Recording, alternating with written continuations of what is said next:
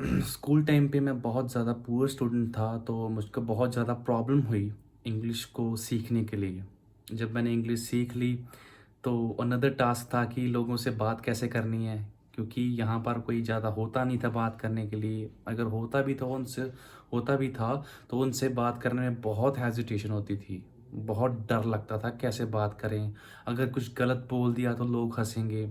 क्योंकि मैं बहुत इंट्रोवर्ट नेचर का था और बात किए बिना ही दिमाग में अलग सलग ख्याल बना लेता था कि लोग मेरे पे बहुत हंसेंगे, बाद में लोग मेरे पे मजाक उड़ाया करेंगे।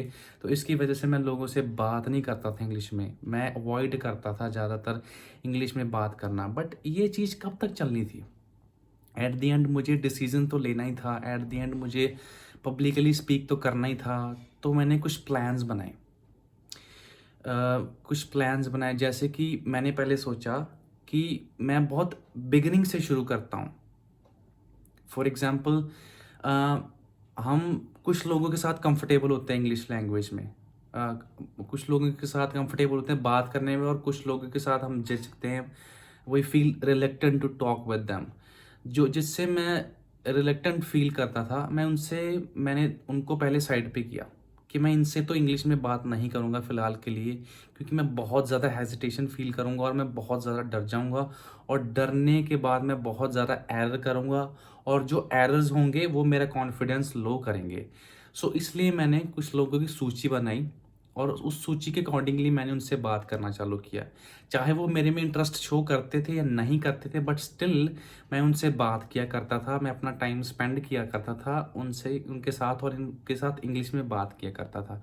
स्टार्टिंग में वो ज़्यादा अटेंशन नहीं देते थे, बट इवेंचुअली वो अप्रिशिएट किया करते थे थोड़ा बहुत, बट वो मजाक नहीं उड़ाया करते थे। सो आप भी अगर इंग्लिश की प्रैक्टिस कर रहे हो, आप हेजिटेशन रिमूव करने की कोशिश कर रहे हो, तो मेरी आपसे ये रिक्वेस्ट है कि आप ऐसे मत सोचो कि मुझे सबसे इंग्लिश में बात करनी चाहिए। पहले आपको एट द वेरी बिगिनिंग आपको वो लोग चुनने चाहिए जो आपका मजाक नहीं उड़ाते, जो आपको अंडरस्टैंड करते हैं प्रॉपरली। आप उनसे बात करिए, चाहे वो इंग्लिश लैंग्वेज में बोलते हैं या नहीं बोलते हैं, थोड़ा बहुत पढ़े लिखे हैं, बट आप अपनी हेजिटेशन तो रिमूव कर ही सकते हो उनसे बात कर करके इंग्लिश में, चाहे वो समझ रहे हैं नहीं समझ रहे हैं। ठीक है, तो एक चीज़ ये होगी। दूसरी चीज़ मैं ये किया करता था कि मैं फ़ोन कॉल्स लगाया करता था। जैसे मैंने एम्बेसी में कॉल किया करता था, तो एम्बेसी में कॉल करने के लिए आपको ज़्यादातर इंग्लिश में बात करनी पड़ती है। तो मैं कभी इज़राइल एम्बेसी में कॉल कर लिया, कभी कनाडा एम्बेसी में कॉल कर लिया, कभी अमेरिका एम्बेसी में कॉल कर लिया। तो मैं ये सब भी किया करता था। इसके अलावा मैं फ्लिपकार्ट जो ई-कॉमर्स कंपनी है, उनकी हेल्पलाइन नंबर पे कॉल किया करता था, और उनसे I used to conversate for long minutes, just to be comfortable with that language. Starting में मुझे बहुत प्रॉब्लम होती थी, दिल की धड़कन बहुत ज़्यादा बढ़ जाती थी, और मतलब स्वेट, पूरी बॉडी स्वेट कर जाती थी, कि बहुत मतलब अनकंफर्टेबल फील होता था। बट प्रीलिमिनरी डेज में अब जब नया कुछ करते हो, तो it's quite obvious that you will feel nervous, and you will definitely have goosebumps, and you will feel quivering at the same time. So वैसा ही सेम मेरे साथ भी हुआ करता था, बट मैं डिटर्मिन्ड था। सो मैं आपसे भी ये रिक्वेस्ट करता हूँ कि फंडामेंटल्स सेम होते हैं, फंडामेंटल्स डिफरेंट नहीं होते हैं। अगर आप कुछ नया कर रहे हो, तो आपको करेज लानी पड़ेगी, आपको कंफर्ट जोन से बाहर आना पड़ेगा, देन यू विल इम्प्रूव। सो मेरे में भी सेम सिचुएशन थी। मैंने कभी इंग्लिश बोली नहीं थी, मेरा सराउंडिंग में बिल्कुल इंग्लिश बोली नहीं जाती थी। जो इंग्लिश बोला करता था, उनका बहुत ज़्यादा मजाक उड़ाया जाया करता था। तो इसकी वजह से मैं बहुत ज़्यादा I used to feel reluctant to talk with the people. So this was the reason that I couldn't speak it for a long time, but eventually I made a plan to talk with the people in the English language. So मैंने एक और trick find out की, सबसे बढ़िया जो मेरे लिए prove हुई, वो थी हेजिटेशन प्रूव करने के लिए, वो थी इंटरव्यूज़ देने की। मैं बहुत सारी कंपनीज में रैंडमली इंटरव्यूज़ दी, और वो हिंदी में कॉन्वर्सेट किया करते थे, बट मैं अपने आप को कंफर्टेबल कराने के लिए मैं इंग्लिश में कॉन्वर्सेट किया करता था। तब वो उनको इंग्लिश में स्विच करना पड़ता था इवेंचुअली।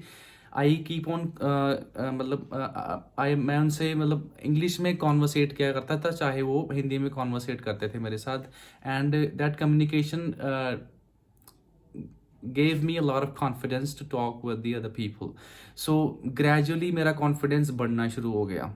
बट ये मेरे लिए ईज़ी नहीं था। 1-2 बार ऐसा हुआ कि जब मैं लोगों से बात कर रहा था तो कुछ लोगों ने मेरा मज़ाक उड़ाया और उससे मैं डर गया। मेरे मन में डर बैठ गया। मैं फिर बात नहीं करता था बिल्कुल भी, डरा-सा रहता था कि मैं कैसे इंग्लिश में बात करूँ। बट प्रॉब्लम तो ये है ना, अगर आप जॉब ढूँढ रहे हो, अगर आप किसी एग्ज़ाम के लिए प्रिपेयर कर रहे हो, किसी बुक्स को पढ़ रहे हो, या आपको अपनी मतलब अपना स्टेटस शो करना है, या आपको दिखाना है कि I am capable of something, तो आपको इंग्लिश में बात करनी पड़ेगी, आपको इंग्लिश में कंफर्टेबल होना पड़ेगा। तो इसकी वजह से मैं भी मजबूर था, मुझे भी इंग्लिश सीखनी थी और मुझे भी लोगों से इंग्लिश में बात करनी थी। तो मैं इसके लिए मतलब हर कोशिश किया करता था। तो फिर मैंने एक और चीज़ की, मैंने नेट पे प्ले स्टोर पे सर्च किया, कोई ऑडियो कॉलिंग ऐप्स है जिसमें हम इंग्लिश में बात कर सकते हैं। तो मुझे कोई ऐप मिला, उस पे मैंने जब स्टार्ट किया तो बिगिनिंग में मुझे बहुत ज़्यादा डर लगा। मैं बहुत मतलब मेरे मेरे धड़कन काबू में नहीं आ रही थी। मैं बहुत ज़्यादा स्पीड में बोल रहा था। मैं चाह रहा था कब कॉल कट हो, कब कॉल कट हो। So that was an anxiety और nervousness which I had that time I had at that time.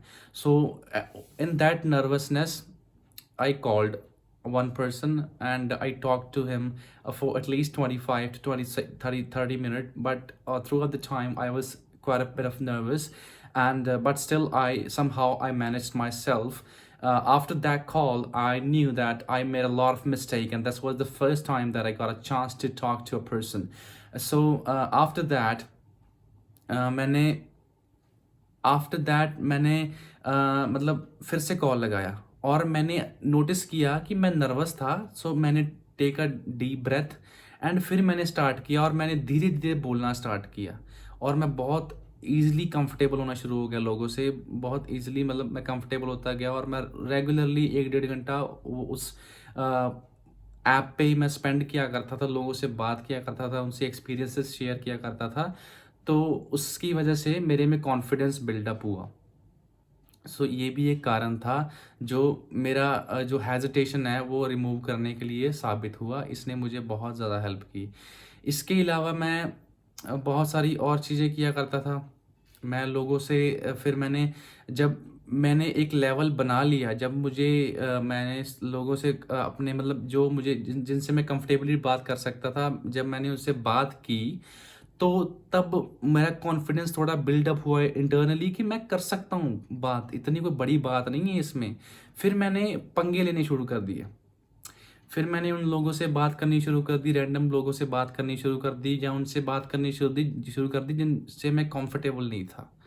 मैं फॉरेनर से मैंने बात करनी शुरू कर दी इंग्लिश लैंग्वेज में। मुझे बहुत हेजिटेशन होती थी, मुझे बहुत नर्वसनेस होती थी, बट द थिंग इज़ कि आपको जब सडन सिचुएशन मिलती है ना तो आप बहुत ज़्यादा नर्वस हो जाते हो।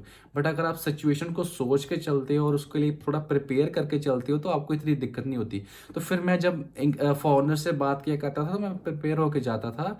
तो थोड़ा मैं सोच के जाता था मैं कैसे कॉन्वर्सेशन स्टार्ट करूँगा, और कॉन्वर्सेशन जब स्टार्ट हो जाती थी तो मैं बड़ा मतलब स्मूथली इनसे टॉक किया करता था। इसके अलावा मैं रैंडम लोगों से बात करना शुरू किया, फिर मैंने और इंटरव्यूज़ में जाना शुरू किया, मेरा कॉन्फिडेंस और बिल्डअप होना शुरू हुआ और इसकी वजह से मेरी जो हेजिटेशन है वो रिमूव होनी शुरू हो गई। बहुत सारे लोग होते हैं जिनको इन्फीरियरिटी कॉम्प्लेक्स होता है कि हम कमज़ोर हैं सामने वाले से। मेरे साथ भी ये हुआ करता था कि मुझे लगता था यार सामने वाला तो बहुत अच्छी इंग्लिश बोल रहा है, मेरी इंग्लिश इतनी ख़राब है, बहुत ज़्यादा मिस्टेक्स करता हूँ, तो मैं कैसे बात कर पाऊँगा। But I think the main thing is कि हमको एक्नॉलेज करना चाहिए कि हम नहीं बोल पा रहे हैं, और अगर नहीं बोल पा रहे हैं इसका मतलब ये नहीं कि हम ट्राई करना छोड़ देंगे। आई थिंक हमें ट्राई करना चाहिए। हमें ये समझ के जाना चाहिए कि हमें नहीं आती और सामने वाले बंदे से हम सीखने जा रहे हैं, और वो अगर हंसेगा तो कोई बात नहीं, हंस लेने दो। अगर आप इतने कमज़ोर हो किसी की हंसी की वजह से आप अपना करियर ख़राब करना चाहते हो, आप अपनी स्ट्राइविंग्स को रोकना चाहते हो, तो that is completely up to you. मैं तो ये कहूँगा कि अगर आप मतलब कुछ सीखना चाहते हो तो इन सब चीज़ों से आगे निकलो। इन चीज़ों के बारे में मत सोचो कि कोई मेरे पे हंसेगा, कोई मुझे जज करेगा। कोई आपको जज करता है, कोई आपके ऊपर हंसता है, वो एक सर्टेन पीरियड ऑफ टाइम के लिए हंसता है। अगर आप करते जाते हो तो वही लोग आपकी रिस्पेक्ट करेंगे जब आप में चेंजेस जब होंगे, जब आप में ट्रांसफॉर्मेशन होगी। सो उसके बारे में आप मत घबराइए। सो ये सारी चीज़ें हमें हेजिटेशन रिमूव करने के लिए करनी चाहिए। मुझे नहीं लगता बहुत ज़्यादा डरने वाली बात है। हाँ, स्टार्टिंग में डर लगता है जब हम शुरू करते हैं, बट कुछ पाने के लिए तो हमें डेफ़िनेटली आगे आना पड़ता है। और जब हम आगे आएँगे तो पहले-पहले नेचर जो है प्रॉब्लम देती है, बाद में वही नेचर आपको सपोर्ट करती है। पहले-पहले आपको एंग्ज़ायटी होगी, थोड़ी नर्वसनेस होगी और वो कहेगी छोड़, रहने दे, इसको मत कर। बट जब आप करते रहोगे, करते रहोगे, करते रहोगे, जब आपको लोगों से एप्रिसिएशन मिलना स्टार्ट हो जाएगा, तो देन आप देखना कि आपको कितना मज़ा आ रहा है और वो एप्रिसिएशन का वेट करिए। उस एप्रिसिएशन का, उस टाइम का वेट करिए और टाइम डेफ़िनेटली वो आएगा जब आप कंफर्टेबली लोगों से बात करना शुरू करोगे और आपको कोई प्रॉब्लम नहीं होगी इनको इंग्लिश कॉन्वर्सेशन में। बस आपको मेरे टिप्स फॉलो करनी है। एम्बेसी कॉल कर सकते हैं, फ्लिपकार्ट हेल्पलाइन नंबर पे कॉल कर सकते हैं, अमेज़न हेल्पलाइन नंबर पे कॉल कर सकते हैं। रैंडम लोगों से बात नहीं करना चाहते तो दैट्स फाइन। आप उन लोगों से बात कर सकते हो जिससे आप काफ़ी कंफर्टेबल हो। जैसे आपकी मदर थोड़ी बहुत पढ़ी लिखी है तो आप उनसे बात कर लो। अगर आपके फादर थोड़े बहुत पढ़े लिखे तो आप उनसे बात कर लो, ताकि आप थोड़ा कंफर्टेबल होना शुरू हो जाओ।